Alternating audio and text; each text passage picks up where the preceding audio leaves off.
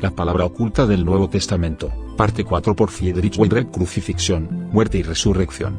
Entregado a la incomprensión. Los fariseos y escribas no comprenden el lenguaje de Jesús y no precisamente por falta de capacidad intelectual. Más bien se está mostrando de forma trágica que aquel que solo conoce el idioma de lo manifiesto es incapaz de comprender las cosas ocultas. Hablando, son las mismas palabras, pero algunos solo entienden su sentido exterior, mientras que otros conocen el lenguaje de la fuente, sabiendo que las palabras en el exterior son las mismas. En el Sermón de la Montaña Jesús muestra en el exterior el sentido de la palabra interior.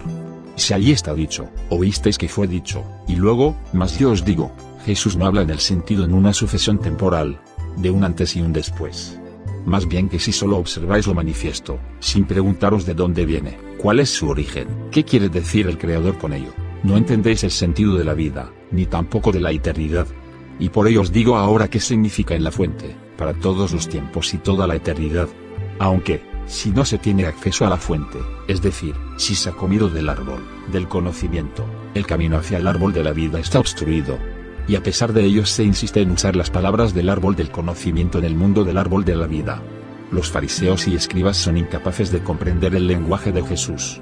Cada pregunta que formulan trata de un asunto en el tiempo, y Jesús responde siempre, mirad a la fuente, la palabra está en el ser. Podríais comprenderme si solo creciera en vosotros el anhelo hacia el sentido de la vida y de la eternidad. De no ser así, nunca me comprenderéis. Vendréis siempre con argumentos que demuestran que no entendéis mis palabras. Jesús comprende lo que sus discípulos quizás solo entienden en parte, que su vida aquí no podrá llegar a la meta porque la atracción de las cosas mundanas lo impide. Como la gravedad atrae las cosas hacia el suelo, así el ser humano cae ante el tentador. No puede hacer el camino al árbol de la vida, los querubines, esos ángeles con cara de niño, se lo impiden. No puede convertirse en un niño, es decir, la realidad le obliga a escoger según la secuencia, es decir, el tiempo causal. Jesús se da cuenta de que todas las generaciones del mundo, en todos los tiempos, juzgan siempre, según la manifestación exterior y que, por tanto, toda pregunta por su lado interior siempre molesta. El poder del mundo está en manos de aquellas instancias que sacan las conclusiones de sus experiencias en el tiempo. Son las instancias mayores en el mundo y en el ser humano. No conocen otra cosa.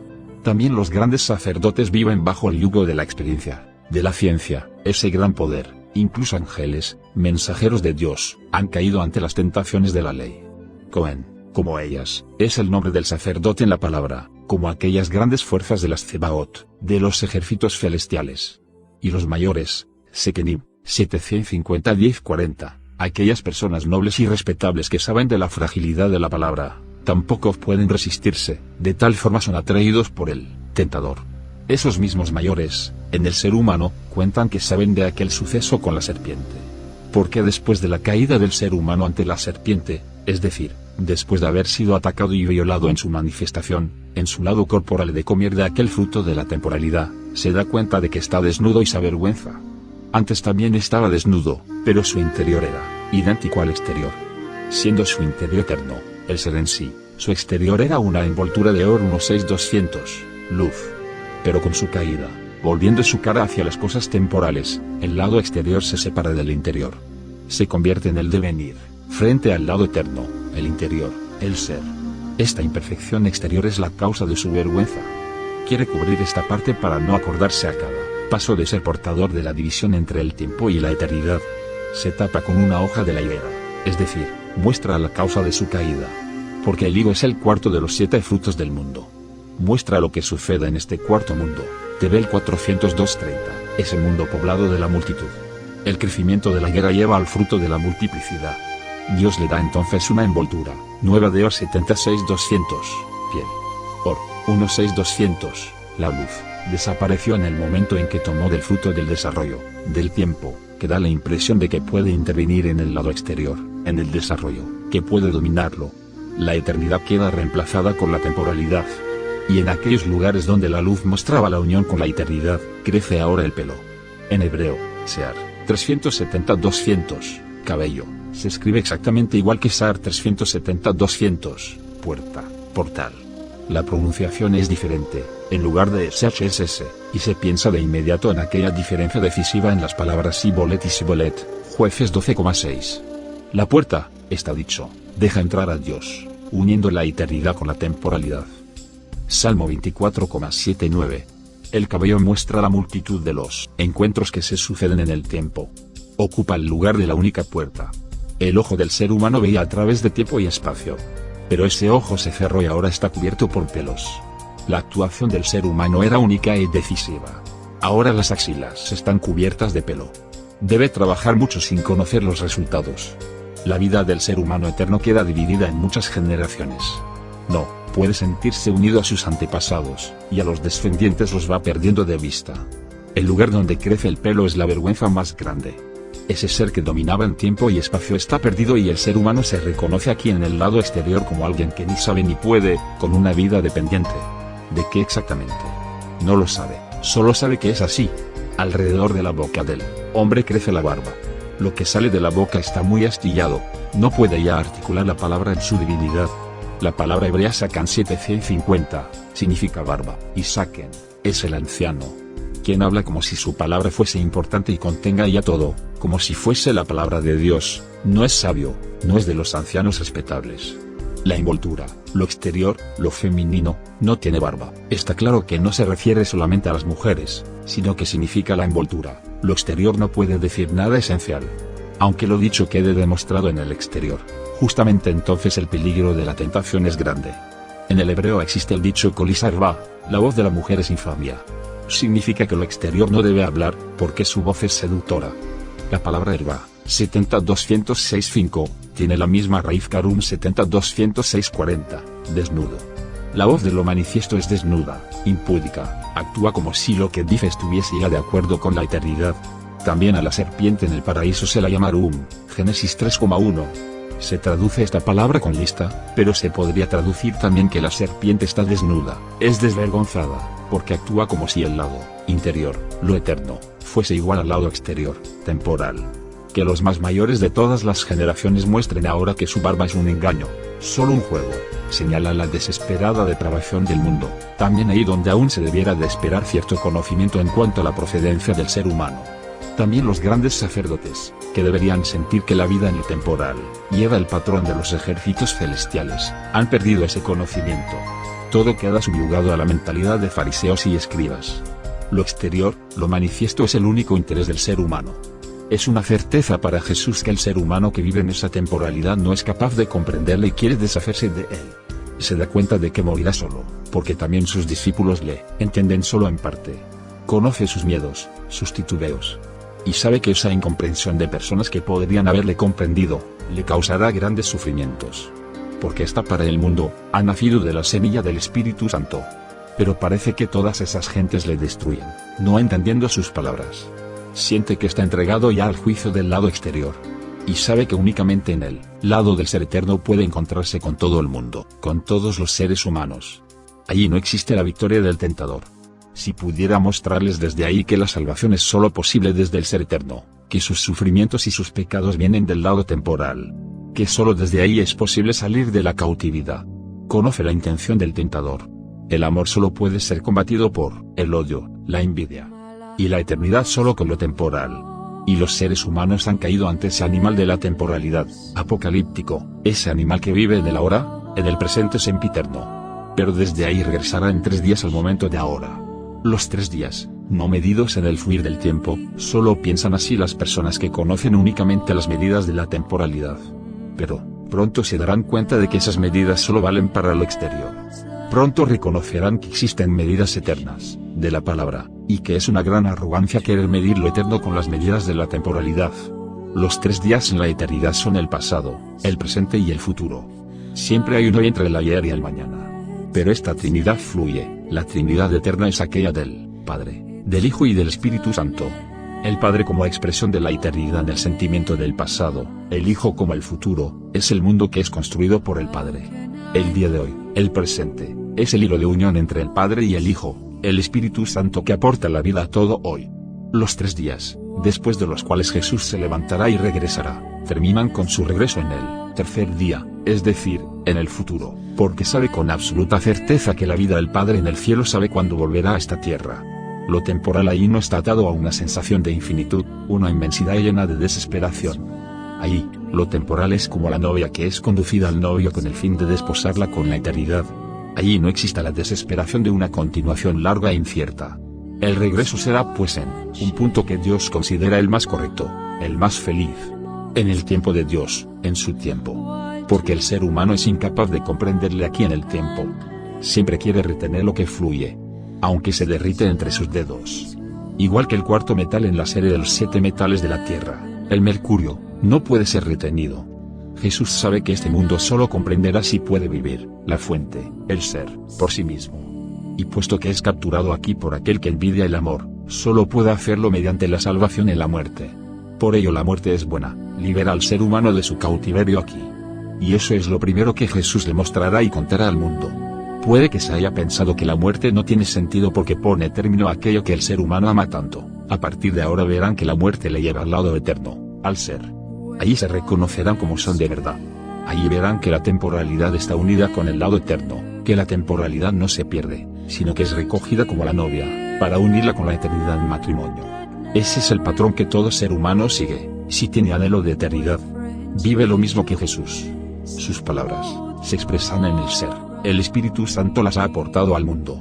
Porque están presentes en la fuente y fluyen aquí e inspiran a todo ser humano en el tiempo con estos pensamientos.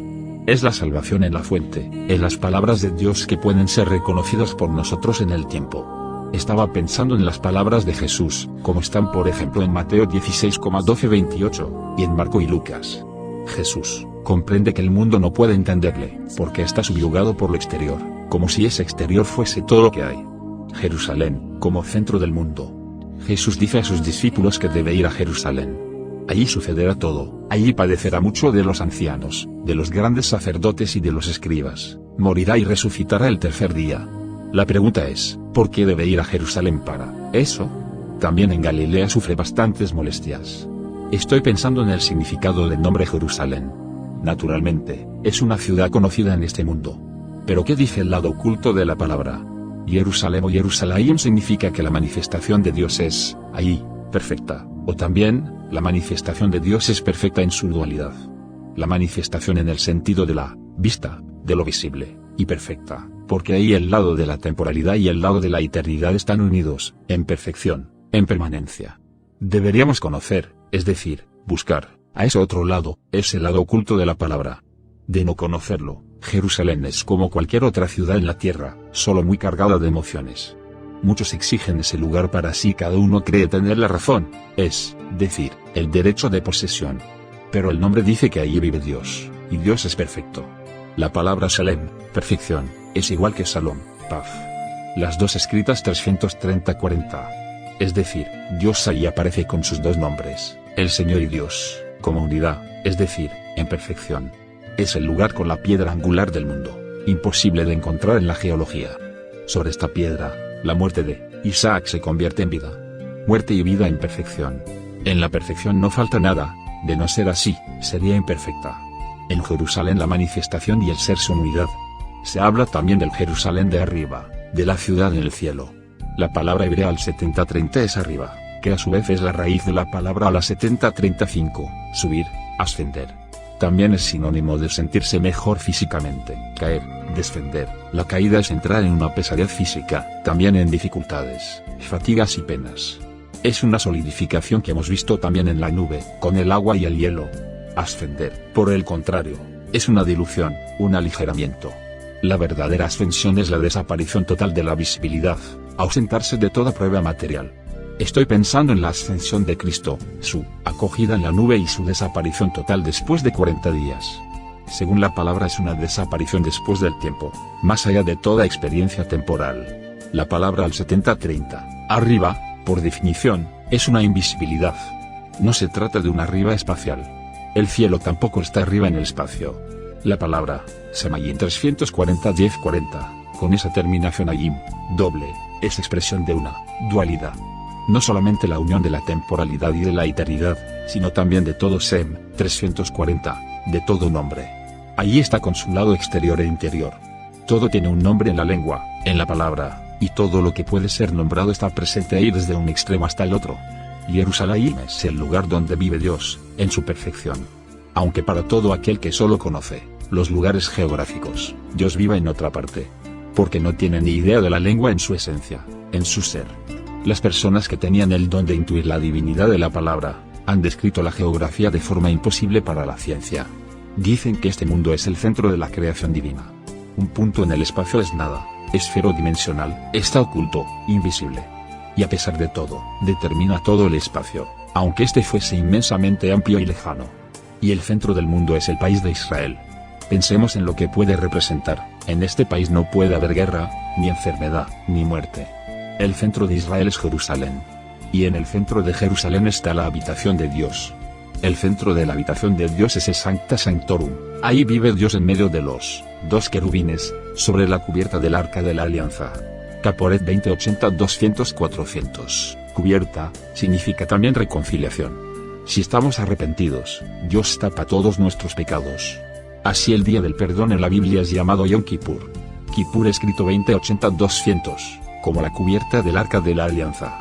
Arca, Aaron 1-250, viene de la palabra Om 1-6-200, luz. En ella está la palabra de Dios grabada en piedra. Oculta en el arca, envuelta de luz. Espero que comprendamos ahora por qué Jesús quiere ir a Jerusalén, a esperar allí la muerte y la resurrección en el tercer día. También porque allí están los ancianos, los grandes sacerdotes, los escribas en la esencia de la esencia de la esencia. En el templo, en el Consejo Supremo. Allí es imposible resbalar por casualidad. La Biblia, palabras eternas, habla de Jerusalén, del centro del centro del centro. Si en el núcleo se cuenta así, debemos tomar nota que el patrón que sale de ahí contiene una trama muy importante. Por ello, no seamos somnolientos ni distraídos. No arrojar la actitud farisaica a los demás, pensando ser mejor y por fortuna, diferente. Apartarse, separarse, como hemos dicho ya, es la raíz de la palabra fariseo. Jesús sabe que ahí en el centro no se le aguantará. Justamente esas personas allí, opinando sobre mi vida, dirán que así no es. Significa que querrán destruirme. Pero con igual certeza sé que resucitaré el tercer día, me levantaré de nuevo. Ese Pedro fiel, que tiene la promesa de recibir las llaves del reino del cielo, el único de los discípulos que le reconoce como el Cristo, Hijo del Dios viviente, que es llamado la piedra sobre la cual construirá su comunidad. Ese mismo Pedro dice, Mateo 16,22, y Pedro, tomándole a Jesús aparte, comenzó a reprenderle diciendo, Señor, ten compasión de ti, en ninguna manera esto te acontezca. En otras palabras, no digas semejante cosa, porque todos te necesitamos. ¿Qué haríamos aquí sin ti? Una reacción humana muy comprensible. Estamos todos tan sumergidos en la temporalidad que no nos es posible reaccionar de otra manera a tal comunicación. La mención de la resurrección en el tercer día parece ni oírla. La respuesta de Jesús a Pedro, por tanto, es para todos nosotros de vital importancia. Quítate de delante de mí, Satanás. Ninguna tontería, ciertamente. Satanás es el gran adversario, el gran obstaculizador. Jesús sigue, diciendo, explicando sus palabras, me eres escándalo, porque no entiendes lo que es de Dios, sino lo que es de los hombres.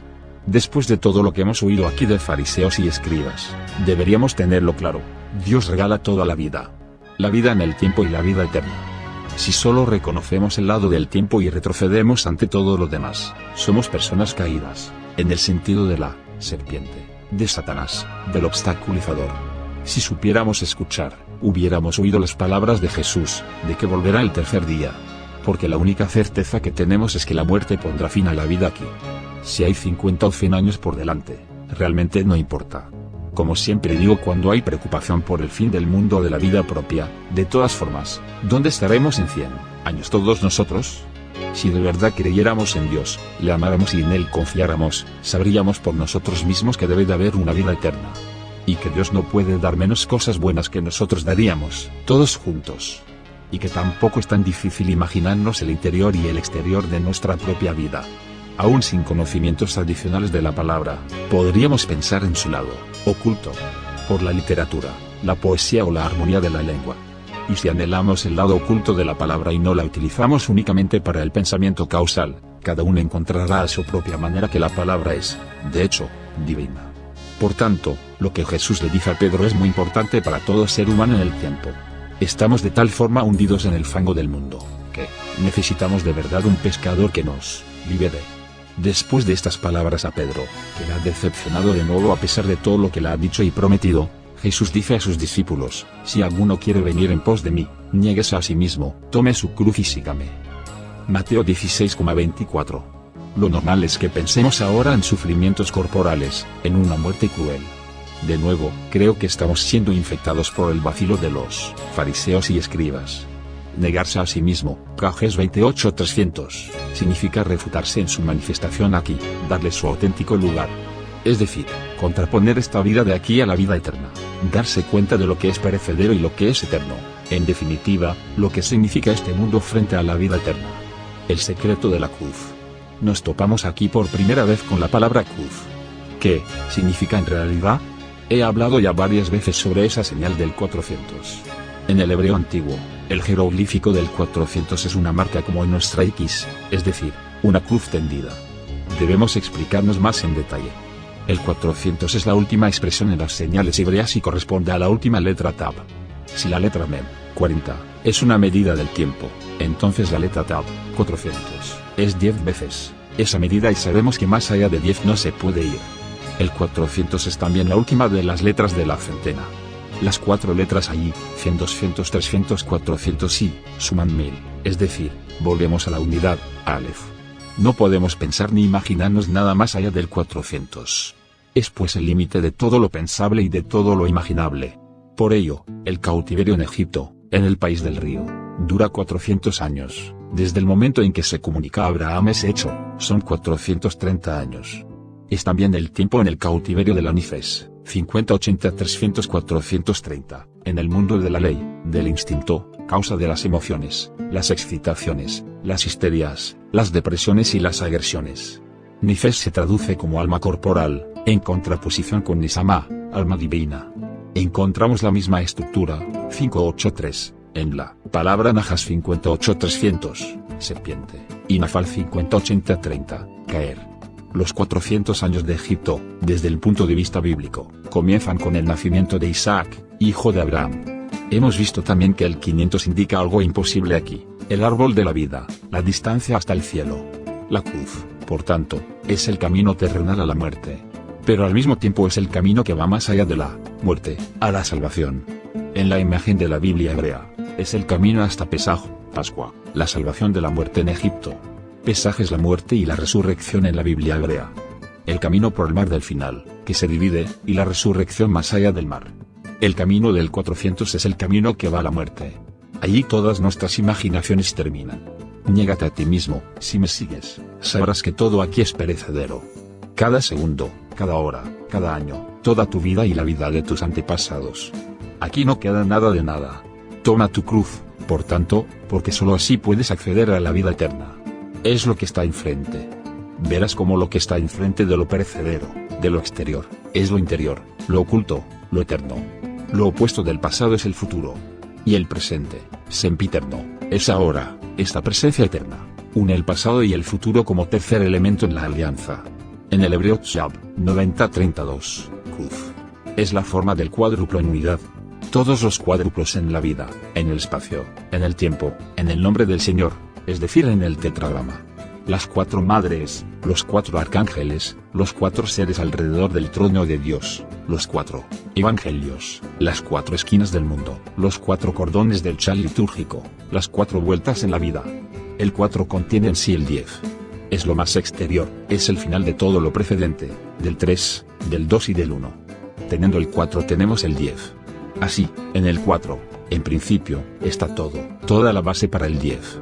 Pero las letras en la palabra Tzab, 90-32, Sadi, Lamed, Bet, según la tradición antigua dan, en su valor completo, otra dimensión adicional, más profunda. Quizás no sea el lugar más adecuado aquí para entrar en el tema. Lo he dicho y explicado en otros libros. Aquí solo decimos que el valor completo, es decir, el valor de todas las letras, dice mucho más que los números sueltos, que también son letras, es decir, más que ese 90-32. Unos apuntes nada más. La letra Tzad 90 es el gancho de pescar. Hemos visto ya que ese 90 es también la señal del nacimiento de un mundo nuevo. El ser humano es sacado del agua, del tiempo. De ahí, el anillo del pescador del Papa, la mitra en forma de pez, la comida de pescado el viernes. La letra Tzadi, si contamos el valor de todas sus letras 94-10, es 104. Lamed, 30. La segunda letra de la palabra Shab se escribe como palabra 3044. Lamed, en principio, es un aguijón, con el cual el toro, el buey del mundo creado, se pone en movimiento. También es aprender y enseñar que motiva el camino en la palabra y con la palabra. Esta palabra cuenta, es decir, cuenta en su valor completo, 74. La tercera y última letra de la palabra Shab es la Bet, 2. En su valor completo es 210-400. Bet, como tal, significa casa. La casa es el mundo en el que vivimos. La casa se caracteriza por un interior y un exterior. La palabra Bet tiene el número completo 412. En total, la palabra Shab, 104-74-412 cuenta del 590. Y 590 es la expresión de la palabra Takif, 400-110-80, fuerte, poderoso, imperioso. Significa que el 4 ha sido atado en unión. Con ello llegamos al límite de este mundo. Ahora puede y debe manifestarse el otro lado. Eso es lo que dice la palabra Takif en hebreo. Hemos llegado al límite de esta vida, del tiempo del bautismo con agua. La sumersión en el agua ha terminado. Ahora viene el bautismo con fuego, el opuesto. El bautismo con el Espíritu Santo. Eso es el secreto de la cruz, es decir, es la entrada en una vida nueva. Todo lo contrario de la tristeza conocida, señal oscura de la muerte, que Pedro rechaza resueltamente. Más bien es la señal de que solo ahora viene lo poderoso, lo fuerte. La palabra Shab, cruz, contiene esta comunicación. Palabras en el límite de la vida terrenal. Las siguientes palabras de Jesús a sus discípulos indican lo mismo. Porque cualquiera que quisiera salvar su vida terrenal, la perderá, y cualquiera que perderá su vida a causa de mí, la hallará. Mateo 16,25. Porque la vida terrenal en el sentido de la nifes, es la vida en la antigua legalidad. Quien se aferra a esa vida, no sabe nada de la vida de la eternidad. No puede ni siquiera tener anhelo de ella. Lo más que puede hacer es desear una vida más larga en el sentido lineal, más médicos, más hospitales, más paz. Olvida todos sus días pasados, todos los días de sus antepasados, de la humanidad entera. Es decir, no conoce ninguna misericordia, no sabe lo que significa el sufrimiento de toda criatura. Solo quiere un dominio cada vez mayor de la naturaleza, del mundo de la ley. Quiere investigar el secreto de la ley, pero no sabe nada de la nueva dimensión del amor. Pero Dios ha creado este mundo a causa del amor, que florece como una flor eterna en la tierra, en el jardín de la ley. El ser humano que solo desea alargar su vida aquí, la perderá. No conoce la ignorancia de la resurrección y pierde así su vida. Lo que ocurra con él lo conoce solo Dios. Jesús dice también, cualquiera que perdiera su vida a causa de mí, la hallará. Quien anhele la eternidad y vea la vida de aquí bajo ese punto de vista, la encontrará. Por ejemplo, las preocupaciones por una contaminación radioactiva o similar, que causa inquietud a mucha gente, no son preocupaciones auténticas. Solo demuestran el descontento con la vida de aquí. Así, la vida está ya perdida. La única pregunta que importa es, ¿vivimos en el sentido de que deseamos traspasar la ley? ¿Sentimos que todo es posible desde Dios, desde la eternidad? ¿Deseamos solo si pudiéramos dar la mayor felicidad a toda criatura? Si estas son las preocupaciones, encontraremos la vida eterna. Sin embargo, en realidad vivimos de forma muy distinta. Nuestras preocupaciones, casi exclusivamente, vienen de la certeza de que la vida termina en la muerte. Aunque arrinconamos este hecho porque es insufrible, con ello creamos una fuente de la que sale continuamente el miedo a nuestra vida. Porque lo arrinconado vive ahora en esa fuente. Es una vida con el sentimiento inconsciente del final. Así, la vida ha perdido su sentido. En realidad se ha perdido el alma divina. Al alma corporal, la nifes, tiene sus emociones. También estas tienen anhelo de eternidad. Los animales se oponen a la muerte, huyen, utilizan la astucia y se alegran si vuelven a encontrar la vida. Significa que ya las emociones de la nefes muestran un deseo inicial de subir, desde este mundo pesado, a un mundo más ligero, hacia aquello que la Biblia llama el 1.4, vapor. El 1.4, como inicio de Adán, 1.4.40. Esta voluntad está en toda la naturaleza. El ser humano que arrincona la eternidad está diciendo que la Nisama, es aliento de Dios en él, le da igual, que no tiene importancia para él. De no ser así, escucharía lo que le dice. Porque le dice lo mismo que Jesús a sus discípulos, hablando del sufrimiento y de la muerte. Con su Nisama, su proveniencia de Dios, el aliento divino, puede saber de la eternidad. pero utiliza su libertad para seguir las tentaciones de Satanás. Eso obstaculizador lo dice su nombre y prometiendo ventajas, impide que el ser humano pueda reconocer la eternidad. No parece darse cuenta de que esas seducciones son solo pompas brillantes de jabón. Mientras que una pompa tras otra estalla, se construye teorías, dioses rígidos, y concluye que el mundo se encamina hacia su fin. Jesús sigue diciendo, ¿por qué? ¿De qué aprovecharía al hombre si granjeare todo el mundo y perdiere su alma? ¿O qué recompensa dará el hombre por su alma? En realidad, el ser humano sabe muy bien en su interior que todas las ganancias aquí son limitadas y que está perdiendo el tiempo, la tranquilidad. Y el tiempo y la tranquilidad están para andar el camino hacia la eternidad. Pero sigue trabajando por su estatus en la sociedad, su importancia, su cuenta bancaria, cree que aún debe conseguir esto y aquello. Después se tomará el tiempo y tendrá tranquilidad, habiendo conseguido una base material aquí. Sin embargo, entre tanto sufre un infarto y descubre que su miedo a las enfermedades ha provocado que una de ellas se presente en su vida. No conoce la fuerza de la sugestión, de la visualización. En su lado oculto ha ido construyendo la imagen de las posibles enfermedades. Y de ese depósito fluye la imagen hacia la temporalidad. O muere espiritualmente. Solo puede ya viajar, ser espectador, ya no, tiene una vida propia. Se vuelve demente. Y el diablo estalla de risa, ahora es demasiado tarde para ti. Ahora he ganado. Como ser humano estás muerto. Tus preocupaciones por el estatus te han distraído. Las seducciones que he puesto en tu camino han dado buen resultado. Hubiera sido mejor para ti confiar en Dios, que te da el pan de cada día. Tu destino está en su mano. Al parecer no conoces las palabras, mirad las aves del cielo, que no siembran, ni siegan, ni recogen en eras, y vuestro Padre Celestial las alimenta. ¿No sois vosotros mucho más que ellas? Mas, ¿quién de vosotros podrá añadir a su vida un cono? Y por el vestido, ¿por qué os acongojáis?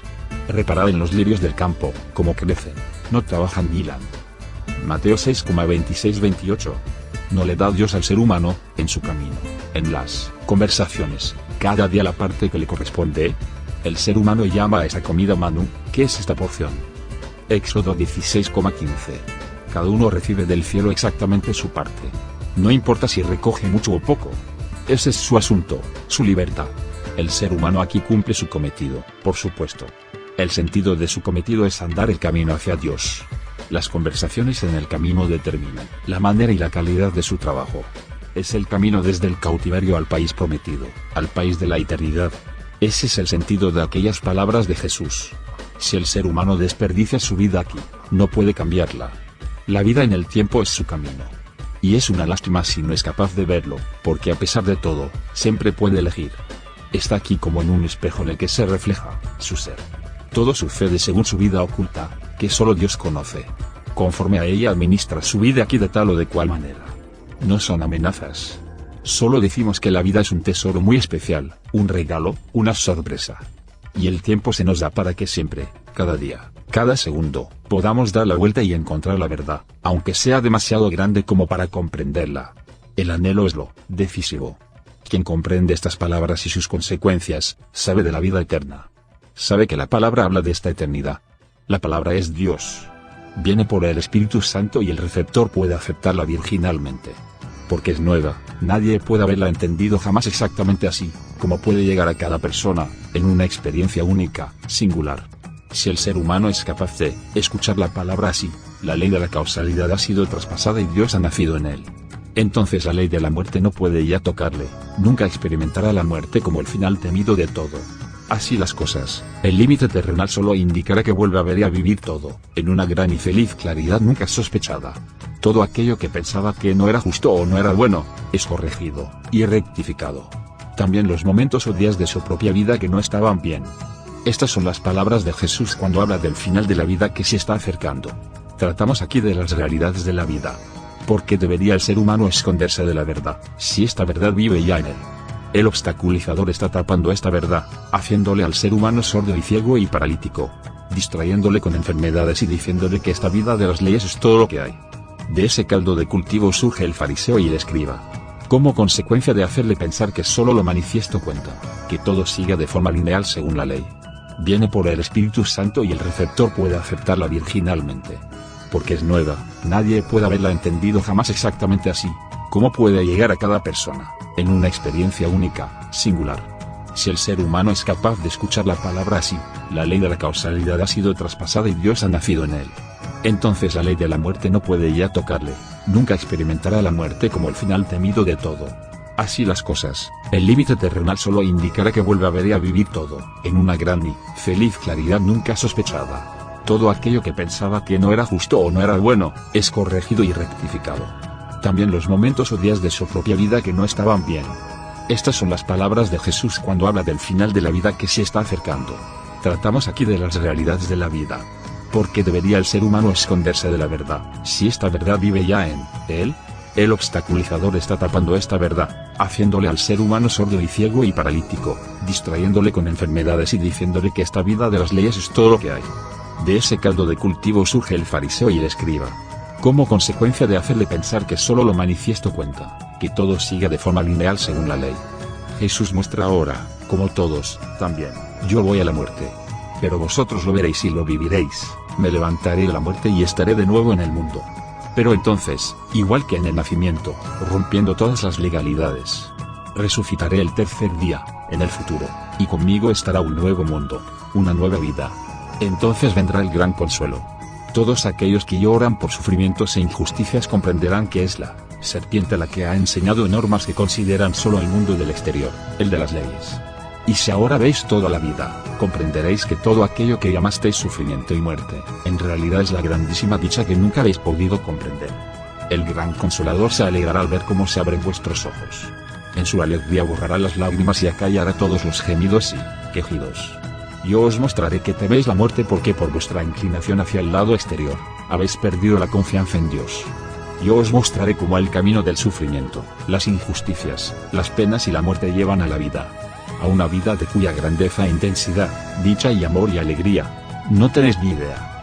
La transición en Pesaj, la fiesta de la Pascua al día de Pesaj, de la excepción, se acerca. Es el momento del salto por encima de toda legalidad. Nunca lo habéis comprendido bien, os habéis fijado siempre solo en la exterioridad. Os habéis alegrado orgullosamente del hundimiento de los egipcios. Habéis visto solo eso. Nunca os ha interesado que el nombre Midian, Egipto, contenga mucho más, secretos preciosos. Habéis paseado por el mundo exterior totalmente, distraídos. Jesús dice ahora que se acerca el momento en el que lo definitivo sucederá. Se me entregará para ser crucificado. Ese final está en paralelo con Pesaj. También ahí hay un final del mundo de Egipto. Dios dice que nadie, nunca más, podrá regresar a Egipto, salvo que algo haya cambiado. El tiempo no puede ser invertido, la línea no sigue recta, se eleva en una espiral. El nombre Pesaj lo dice ya, la ley será puenteada. Deja de funcionar. No para todos, solo para aquellos que lo anhelan. Solo 1 de 5 lo vivirá. Solo ese 1 del 1/4. El 4, la masa, no se sentirá concernida. Parece que siguen viviendo todo de forma lineal. Pero Pesaj es el momento decisivo del paso. La vida de aquí en el tiempo se entrega a la muerte. ¿Qué significa el sufrimiento que se está causando al moribundo? ¿Que se le crucifica? Quisiera recordar el significado de la cruz, de esa señal del 400. El 4 en la realidad de la centena, en la realidad del futuro. En el presente no podemos pensar más allá del 400. Significa que entregamos al crucificado quien sea un destino futuro, diseñado por la imaginación humana. Y esta imaginación consiste en que la vida, de alguna forma, seguirá según las medidas vividas en lo temporal. Ese es su sufrimiento. Sabe que aquellos que se quedan atrás solo le conocen según algún esquema temporal. Clavan su vida a esa señal del 400. Nadie sabe nada del 500. Como mucho llegan hasta la noción de la infinidad, es decir, hasta esa frontera resbaladiza del 400. Nadie va más allá. Las tentaciones de la serpiente y, como consecuencia, la caída, imposibilitan que se reconozca lo oculto como realidad. A nuestro entender, solo lo concreto es real. Todo lo demás no se toma en serio, es fantasía, demasiado personal. Se desdeña con un encogimiento de hombros. El ser humano permanece dentro del límite que va hasta el 400, a lo mejor hasta el 490. El 500, sin embargo, solo puede vivirse en su lado oculto, igual que el 1000. El sufrimiento del crucificado es, que ahora es aún menos comprendido que antes. Sabe que incluso sus fieles temen ese momento de la despedida e intentan evitarla. Se le clavará al tiempo del 400. Simplemente, porque somos incapaces de reconocer lo oculto como realidad. Solo conocemos lo de la gran masa, lo que se dice. Sabiendo muy bien que ese camino ancho lleva al abismo. ¿Existirá alguien que comprenda que va a vivir en el otro lado de la vida? Ahí donde los dos lados juntos son unidad, unidad de dos, el ser verdadero. En ese día, 2 días antes de Pascua, se reúnen los más principales de los sacerdotes, los escribas y los ancianos del pueblo en el patio del pontífice Caifás. Este nombre griego contiene también la noción de apretar. Y tuvieron consejo para prender por engaño a Jesús y matarle. Mateo 26,4. Justo en el momento de Pesaj quieren deshacerse de ese personaje que molesta, que les es extraño. No entienden su lenguaje, pero sienten que parece no conocer ni apreciar ese mundo en el cual ellos se sienten bien y en casa. Sería capaz de contar el significado de Pesaj, que es romper la barrera de la muerte justo ahora. Pero no quieren oírlo.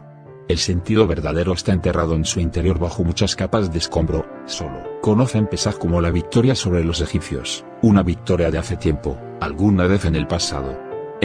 Sin embargo, dirá palabras y hará cosas que señalen una vida y unos hechos, cuyo significado se les ha escapado hace tiempo. Pero temen un alboroto precisamente porque podría referirse a una excepción. Según la palabra Pesaj, nada se teme tanto como la desviación del camino diario. No, quieren ser molestados en su tranquilidad.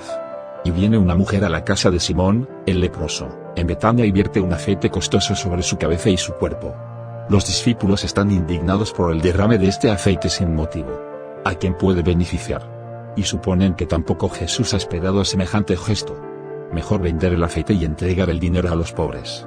Esta historia, en este momento decisivo, no debería pasarse por alto. Hay variaciones en cuanto a este suceso. Que una mujer con nombre María le lavaba los pies a Jesús, que sus lágrimas empezaron a regar sus pies y ella trató de secárselos con su cabello. Y en cada caso son los discípulos, o en el Evangelio de Juan es Judas, quienes protestan y encuentran todo muy exagerado. Solo Jesús dice: de cierto os digo, que, donde quiera que este Evangelio fuere predicado en todo el mundo, también será dicho para memoria de ella, lo que está hecho. Mateo 26,13. Lo ve como una última buena obra en la vida. Porque sabe que el ser humano está siempre ante la muerte, aunque conscientemente no sabe nada de ello. El mundo no sabe nada de ello.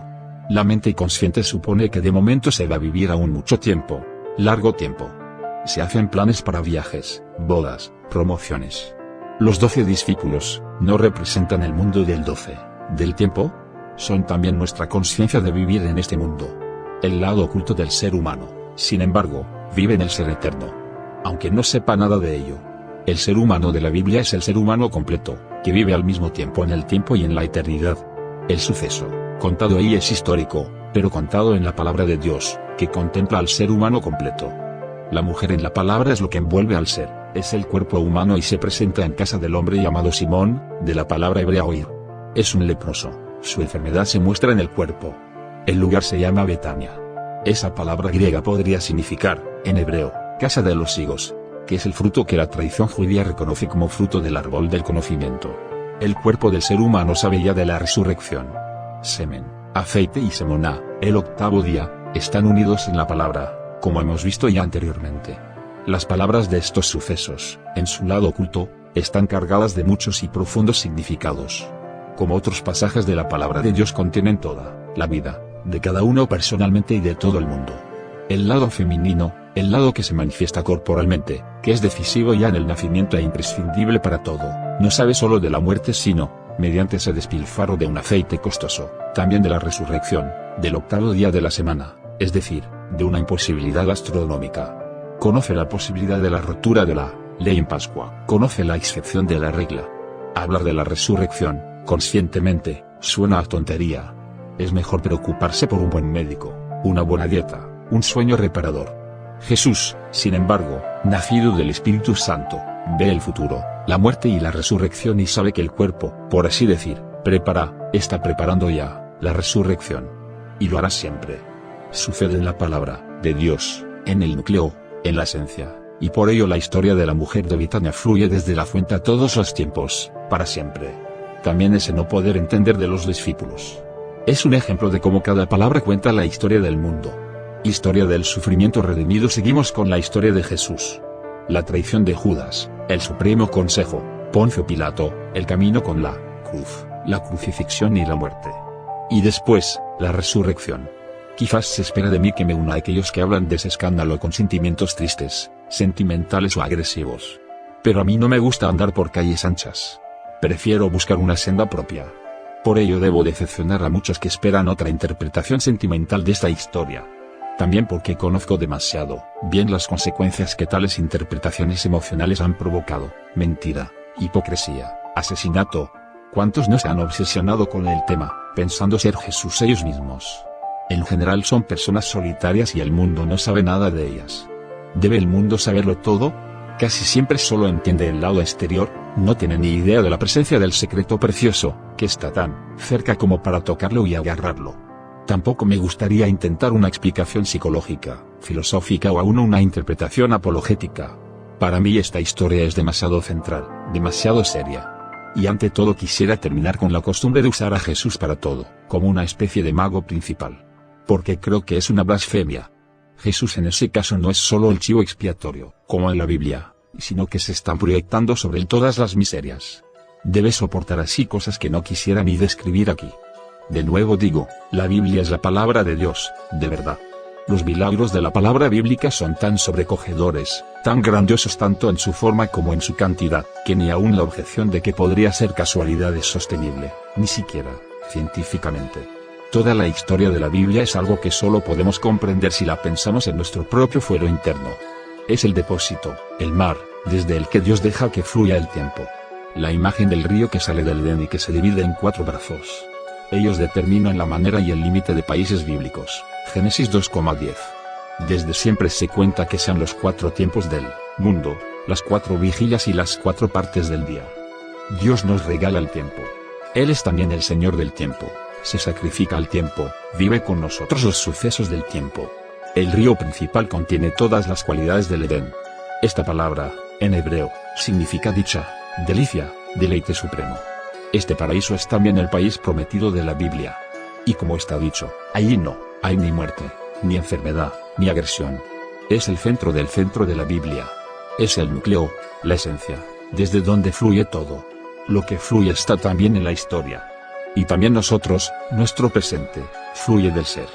Por tanto, es fundamentalmente falso sacar lo sucedido con Jesús del conjunto de la Biblia y llamarlo de pronto histórico. Juntar pruebas para demostrar que todo ha sucedido tal cual en los tiempos de los romanos. Justo eso es la crucifixión de Jesús, así se le clava al tiempo. De nuevo digo que no quiero ni puedo negar la historia. Pero debo siempre tener presente que, en el mejor de los casos, puedo percibir solo el envoltorio exterior de todo suceso, también de todo suceso pasado.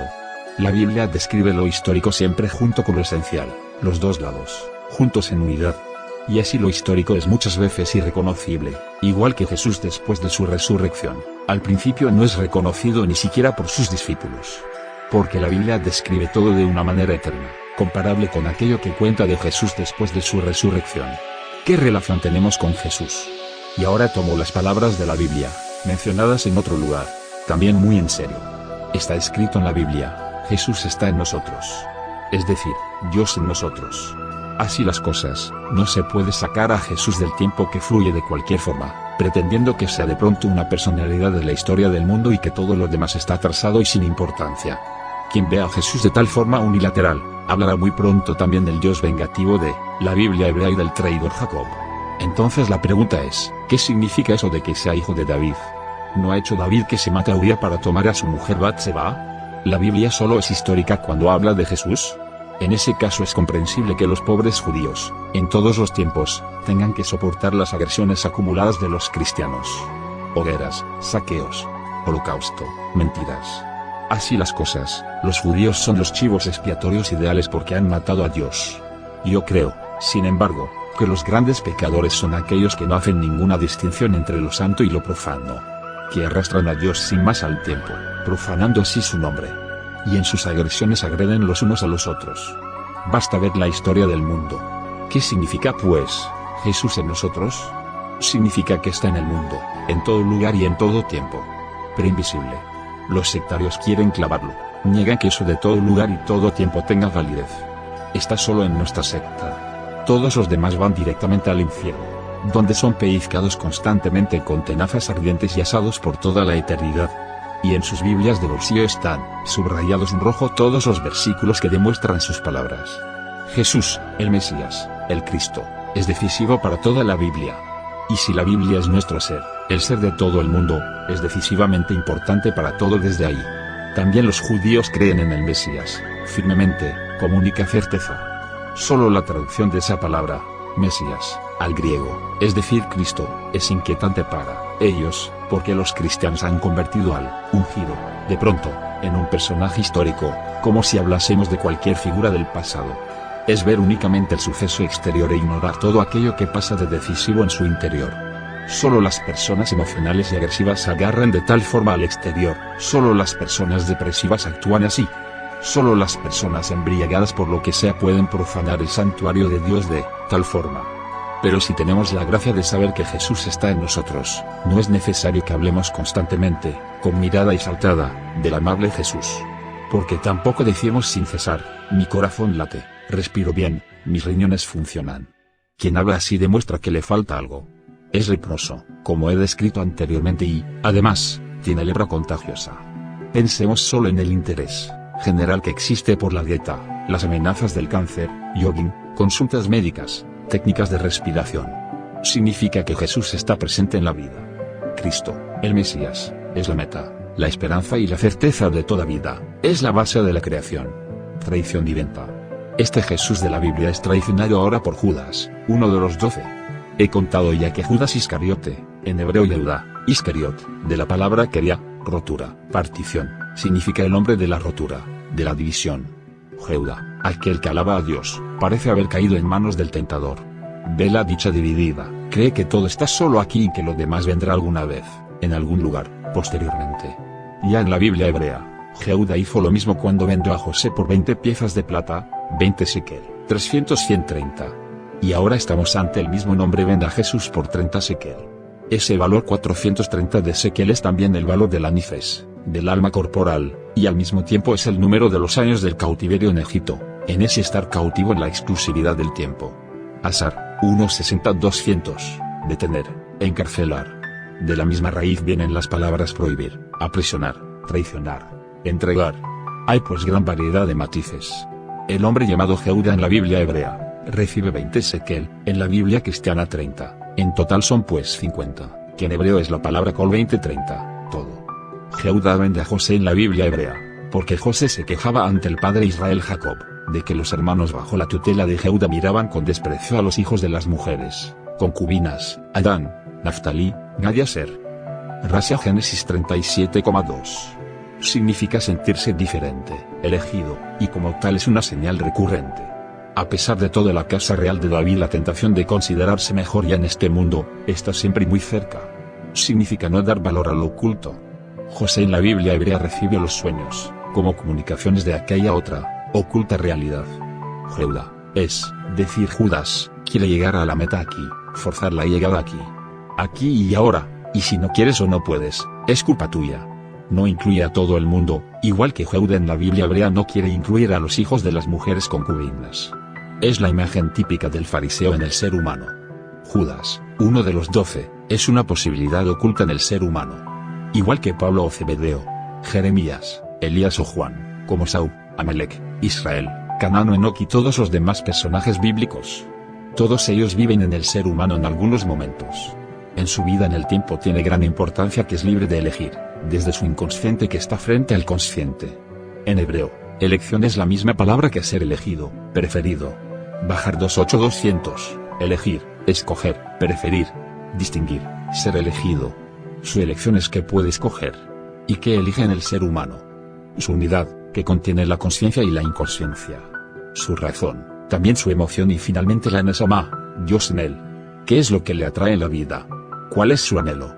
La unidad de los siguientes tres elementos se llama el amor a Dios, y amarás al Señor tu Dios de todo tu corazón, de toda tu alma y con todo tu poder. Deuteronomio 6,5. En la palabra oculta, ¿qué significa de todo tu corazón? Un vivo interés en todo lo que te rodea en el mundo, en la vida. Igual que el corazón es el centro de la circulación sanguínea, aportando fuerza vital a todo el cuerpo, así el corazón, en el lado oculto, es el centro del interés, de la razón, del intelecto. De toda tu alma, el centro de las emociones es la nifes. Escoge las buenas emociones, la dulzura, la suavidad o está dominado por sentimientos de venganza o quizás busca solo la diversión. Viendo a Man colgado o a Judas roto, ¿reacciona con misericordia o piensa que muy bien, ojalá sufran eternamente? ¿Lamenta el destino del egipcio ahogado, de los de Amalek, de Goliat? ¿Juzga simplemente la situación exterior de la persona o quizá se pregunta cómo ha podido suceder? Ese complejo de emociones se agita en el ser humano constantemente. Y finalmente la palabra que se traduce como poder, que en hebreo no es otra palabra que mucho. Al finalizar la creación, al final del sexto día, Dios dice que vio todo lo que había hecho y era bueno en gran manera. En otra traducción, y era muy bueno. Tov Meod. Génesis 1,31. En la traducción se conoce la palabra meod solo como mucho. Y como sustantivo que designa capacidad, poder. Y la única capacidad que el ser humano puede mostrar es ese mucho de la Neshama divina, de Dios en nosotros. Esa es nuestra fuerza como seres humanos, nuestra capacidad, nuestra elección. La noción meod, mucho, significa que siempre se quiere superar lo anterior, porque el amor no es un estado estático. Eso sería aburrimiento, hastío. De hecho, es dinámico y aporta cada vez nuevas sorpresas. De forma que no pueda compararse el amor del año pasado con este. Escuchando o leyendo la palabra, el amor a la palabra de Dios conlleva que se vea y se viva la unidad de cada palabra de forma nueva cada vez, cada día. Que elige pues el ser humano. La elección se muestra casi siempre ya en su comportamiento. Aunque lo decisivo lo conoce únicamente Dios, que conoce al ser humano hasta sus profundidades más secretas. Dios le conoce infinitamente mejor que él mismo, acaso los demás pretendan conocerle. Esta elección no es de tal forma que vaya pensando en Adán, Noé o Abraham. No piensa en ninguno de los personajes de la Biblia. Quizás está pensando que quisiera llamar a eso o aquello, tal vez solo en las deudas que tiene o en que es hora de ir a comer o en que quisiera ver esa o aquella película o que ayer en la discusión formuló una pregunta tonta. Todos esos sentimientos o pensamientos, en el mundo eterno de Dios, son atribuibles a palabras bíblicas. Como está escrito, todas las señales y todas las letras con las que cuenta la Biblia están presentes en Dios. Pero estas letras, en él no están en el orden causal de nuestros textos bíblicos, más bien están de tal forma que todo lo que pudiera jamás contarse con estas letras está presente. En su libertad, Dios regala los textos que llamamos la Biblia. Y cada señal, cada letra contiene, además, secretos inimaginables. Los intereses, emociones, deseos y esperanzas que surgen en la vida del ser humano deciden en lo sucesivo si actúa como Judas Iscariote o no. Aunque quizás nunca haya oído ese nombre y desconozca su historia. De la misma forma, aquel al que se ha vendido Jesús como Cristo, como Mesías, el ungido está también en el ser humano. Aún en posición central. Puede darse que moleste, cause disgusto, que se considere su posición exagerada. Sin pensar en él directamente, se entiende, incluso sin haber oído jamás de su existencia. El comportamiento del ser humano en la vida diaria demuestra sin más si está esperando al Mesías como Salvador, o si piensa que solo su partido político puede salvar al mundo. O quizás solo su mago particular, o quizás la secta de la criada. No se sale del asombro si se piensa cuán limitados, cuán irremediablemente locos están los seres humanos. Y, no obstante, es esa realidad oculta la que determina la elección. Desde ahí quisiera ahora comentar el suceso con Jesús. Justamente porque se le considera siempre como un objeto digno de lástima, quisiera intentar decir algo de Jesús en nosotros. ¿Quiénes son ese alto consejo, el gran sacerdote, los escribas y los ancianos del pueblo que se reúnen en casa de Caifás? Es muy fácil ahora escribir el relato de nuestra vida, convirtiéndolo en una interesante novela policíaca, un bestseller duro, y nosotros como espectadores, temblando ante el cariz que están tomando los acontecimientos. En la señal del Cordero. Es pues el primer día de los panes sin levadura, Mateo 26,2. La señal de pesaje en el ser humano es que se comen panes ácimos. Lo que aumenta la masa, la levadura, no puede encontrarse en casa en esos días. La vida está viendo que el final se acerca. Lo que ha sido importante aquí, ha dejado de serlo. Sentimos que se acerca una fase decisiva. Para ello hay que limpiarse, deshacerse completamente de todo aquello que antes era importante. Lo eliminas de tu casa, para que lo nuevo tenga un buen comienzo. Estás junto con tu vida, con el 12 de tu mundo. Es decir, esta vez tomarás la palabra Jesús en ti. En serio. Estás en Jerusalén, he contado ya varias veces lo que significa ese nombre. Estás en la casa de aquel que, en el mundo de aquí, te ha acogido por casualidad. El cordero de pesaje está listo. El cordero deja que se haga con él lo que sea preciso. Conoce su origen. Dios sopla su aliento, la creación del mundo por su cuerno. Sabe que solo puede ser bueno. El cordero de pesaje representa el milagro del salto por encima de la regla, del milagro de la excepción. Se entrega silenciosamente porque confía en el Eterno, porque sabe que el aliento de Dios es soplado por su cuerno, que es reconocido por Dios como ese ser nuevo. Es aceptar la ley sin protestar, sin oposición, en la confianza de que Dios lo quiere para bien. Con ello viene el amor al mundo. En la ley está la resistencia como afirmación de uno mismo. La confianza de entregarse a la ley, porque el Señor, el Padre solo puede querer el bien, es la base para la llegada del amor. El amor necesita esta confianza ciega en el amado. Como éste solo puede darle sentido al amor porque sabe que la amada confía incondicionalmente. Quiero recordar que la palabra emuná, confianza, en hebreo, es la misma que fe y fidelidad, y que lo mismo pasa con la palabra latina fides. Esta cena por la noche es el comienzo de Pesaj según la costumbre bíblica, y es toda la vida en el sentido de ese paso, de esa salida de la esclavitud a la libertad. Porque para ello tenemos la vida, para que se pueda vivir la sorpresa del amor que nos permite salir de la exclusividad de la ley. En la costumbre judía esta cena tiene el nombre de Seder 64-200 y no significa otra cosa que sucesión y orden. Porque el orden inherente en la creación, en la vida, lleva a la salvación, de la muerte a la vida. El cordero en el ser humano puede sentirlo, para eso lo percibe como el sentido de su vida. La palabra hebrea usada ahí es ese con acento grave 305, cordero, oveja, Éxodo 12,3. Hay otras palabras que designan lo mismo, que ves 22-300, oveja, cordero y también tle 9:35. El cordero es parte del tzon, 91:50, del ganado menor.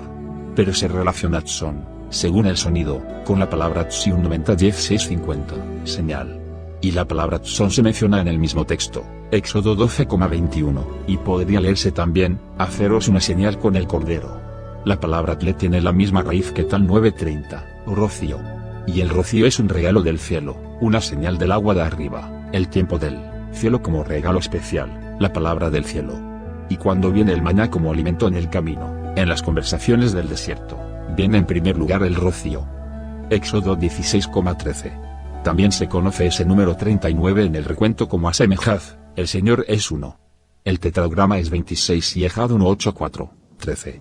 La expresión el Señor es uno es 39. Y estoy pensando en aquella cena de los 12 con Jesús, como 13º. La unidad en él, que une los 6 y 6 del 12, es también la palabra tle, como el Señor es uno. Luego tenemos la palabra que ves. Esta palabra significa también conquistar, dominar, subyugar, someter.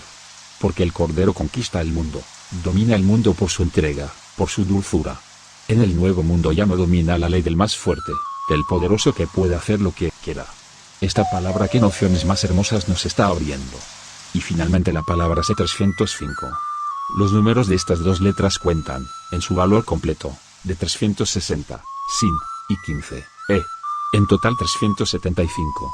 No es un secreto que Jesús ha nacido en el año bíblico 3760. Además, el nombre Esau, Esau 70-306, es 376. En ese año bíblico, los pueblos, las comunidades que están bajo la ley como única realidad, son incluidos en la salvación por el amor, por la dulzura. No es este el lugar para entrar más en detalle de ese número 376.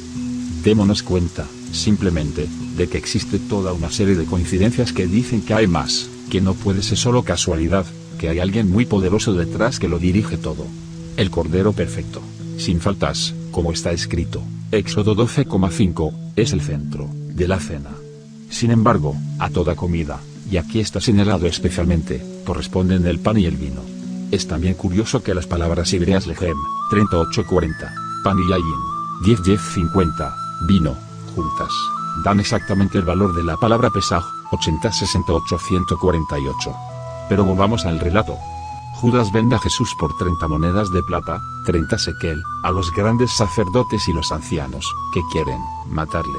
La plata, en el orden de los metales, es el segundo, aquel del lado de la luna.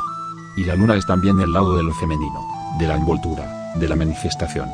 El oro es el primer metal en el orden del mundo, según la tradición, la Cábala, en hebreo. Por ello, los utensilios en el tabernáculo son de oro. Porque lo primero es lo interior, lo masculino, en el sentido de sacar, que luego es envuelto por lo femenino, la manifestación. En la Biblia se habla del ser humano en su manifestación con medio sekel. Con medio sekel, porque la manifestación aquí es solo la mitad, es lo que fluye. Pero existe también otra manifestación, el cuerpo que permanece, el cuerpo eterno. Y ese cuerpo eterno es la otra mitad del sekel. También el precio del esclavo se cuenta en shekel. Es la valoración del ser humano en el sentido de la palabra, no según las medidas del mundo.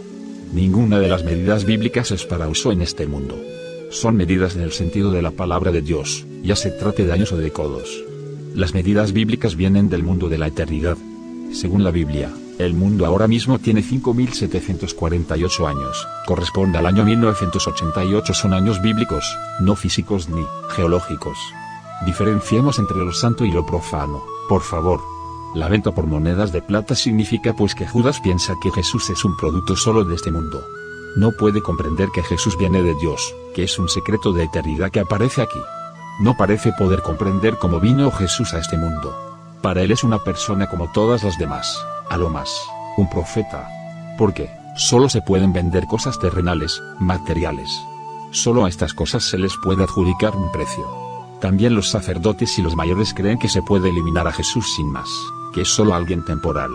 Es un malentendido trágico, no saben lo que hacen. La plata señala la misma intención en los dos lados. Jehudá, de la Biblia hebrea, cree también que José sea solo algo pasajero aquí, y le vende por 20 piezas de plata. Hasta que finalmente, en Génesis 44,18, Jehudá se acerca a José y reconoce en su unidad. Hasta ese momento Jehudá piensa que él y los demás hijos de Lea son los hijos importantes y que José es únicamente el envoltorio. José es de Raquel, un nombre que traducido no significa otra cosa que oveja adulta, madre de oveja. Jehudá cree que lo manifiesto es únicamente una envoltura. Importante, sí, para proteger el núcleo, para envolverlo. Que tenga un valor en sí, que la madre ya en el cielo sea decisiva por la gracia, la misericordia, lo comprende solo más tarde. Igual sucede con Tamar, madre de Pérez, que solo al final se la reconoce por lo que es, Génesis 38. Pérez significa rotura. Y de él viene cuando Jehudá comprende la línea que va hasta el rey, David. En el ser humano, en el fluir del tiempo, está el diseño tanto de Judas como de Jehudá. La pregunta es qué valor le da al exterior, al mundo. Si está dispuesto, sin pensar ni un solo segundo en Judas, a evaluar todo, también lo santo, como algo solo exterior, pasajero. A Jesús, por ejemplo, como persona de la historia. Así se le exterioriza, se le vende. Por plata. ¿Qué más puede ser que cualquier otro profeta? Quien así piensa, tiene afinidad con Judas. Lo importante en la historia, por supuesto, es ese beso de mala fama de Judas. Mateo 26,48-49, y el que le entregaba les había dado señal, diciendo, al que yo besare, aquel es, prendedle. Y luego que llegó a Jesús, dijo, salve, maestro. Y le besó. Ahora, todo el mundo conocía a Jesús. Muchos le visitaban. Y como él mismo dice más tarde, me habéis visto todos los días en el templo. Podrías haberme apresado ya antes. En otras palabras, ¿para qué ese beso? Es como un relato de niños y soldados jugando a la guerra. Por ello quisiera aclarar algunos puntos. En hebreo, nasak, 50-300-100, besar. Esta palabra significa también tomar contacto. Algunas veces, por ejemplo, al saludar Esaú a Jacob, Génesis 33,4, se entiende que, en lugar de besar quiere morder. Por ello, esta palabra está señalada especialmente en la Biblia hebrea, llevando en cada una de sus 6 letras un punto negro, grueso. Porque la palabra hebrea morder nasak 50-320, suena igual que besar. Dando un beso prevalece el sentimiento interior, oculto. También el cantar de los cantares comienza con el deseo de la Sulamit por los besos del rey. Los sacerdotes y los ancianos conocían a Jesús muy bien. Le acosaban constantemente con sus preguntas y observaciones. Pero sus vidas en el mundo no tienen relación con sus vidas en la esencia. Pensemos en la posición del templo como centro de Jerusalén, y Jerusalén como centro del país Israel, e Israel como centro del mundo, de la creación. Se trata pues de personas rotas, divididas. Sus vidas exteriores han perdido la relación con lo interior. Y la salvación solo puede llegar del reino del cielo, de la esencia. Todo esfuerzo aquí, si no se incluye lo esencial, es un esfuerzo sin sentido, como acaso aquella construcción de la Torre de Babel cuya meta era la conquista del cielo. También Judas pone énfasis en este mundo exterior. Ha perdido la relación con su ser. Su traición es un acto exterior, su beso un contacto directo, una mordedura, un toque, es decir, un toque con carácter agresivo. Ese beso por tanto es una señal que se refiere al lado exterior. Con su beso, Judas quiere mostrar, en el mundo de las apariencias, que ama a Jesús. Lo dicen también sus palabras. Pero puesto que ha perdido su relación con la esencia, su beso es una traición, una mentira. ha recibido 30 piezas de plata por ello, y su pecado es que conoce a Jesús solo como un fenómeno exterior, un rabí como tantos otros. ¿No hacemos lo mismo?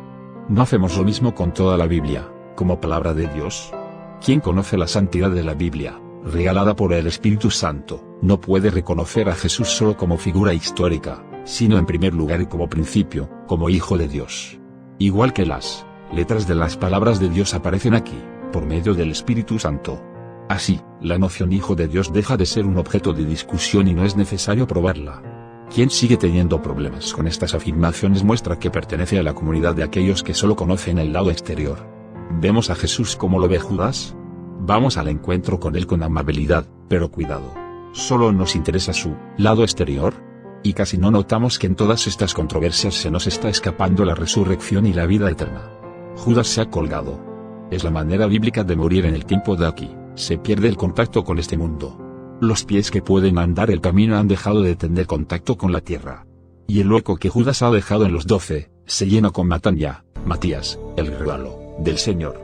Es mal asunto si solo se ve la muerte atribuyendo la culpa a los demás, y no la apoteosis de toda la Biblia en la resurrección, en el mundo nuevo, en el Jerusalén nuevo. Terminando con la historia de Judas debemos decir y quisiéramos subrayar lo que constituye un peligro dar tal énfasis a Jesús en el mundo.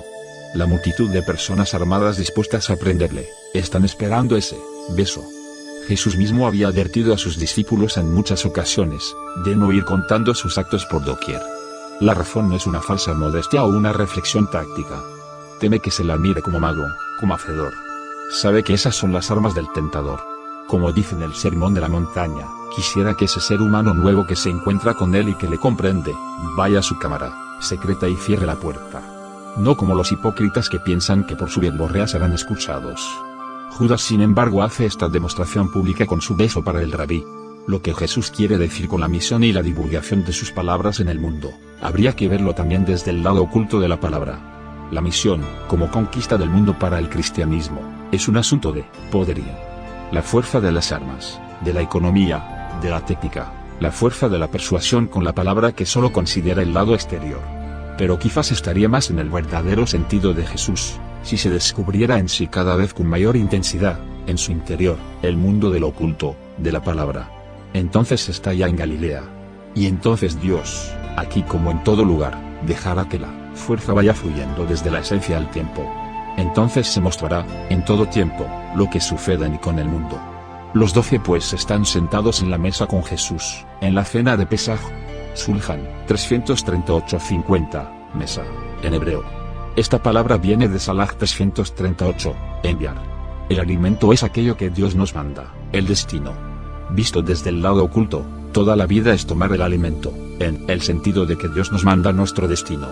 En Pesaj, la cena se llama Seder, y esta palabra significa el orden de lo enviado, en el sentido del lado oculto. El cordero, el Pesaj, está preparado. El vino y el pan acompañan. La cena comienza, hasta el día de hoy, con el lavado de las manos. En el sentido del Seder, del orden de la vida, Jesús habla también de su destino y del final de su camino terrenal. Uno de vosotros me ha de entregar, traicionar. En hebreo es masar, 40-60-200, un traidor es un masor, 40-66-200. En la tradición se conoce también el texto masorético, y es la versión hebraica del Tanaj. Y esta entrega significa entregar al mundo, exponer, atar a este mundo.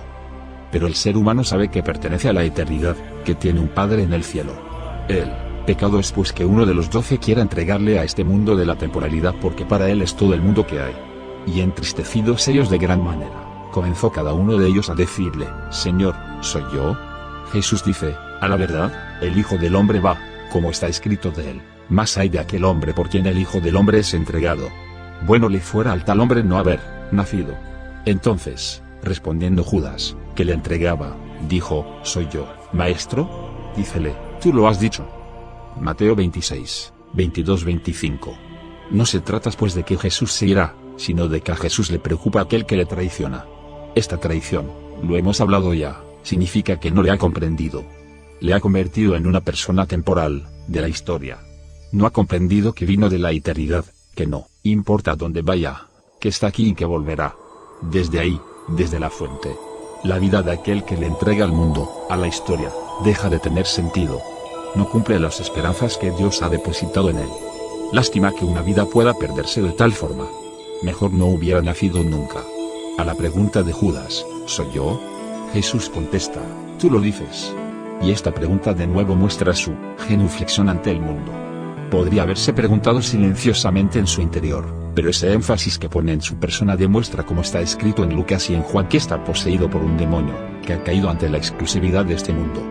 Jesús contesta, veo de dónde vienen tus pensamientos. No es necesario que hablemos más, tú mismo lo dices. El mundo en que vives es solo exterior, por ello solo tú puedes ser quien me entrega. Según tu visión de la vida lo piensas para bien, pero no sabes lo que es el mundo ni quién soy yo. Ni siquiera sabes quién eres tú. Tomado del libro La palabra oculta del Nuevo Testamento de Friedrich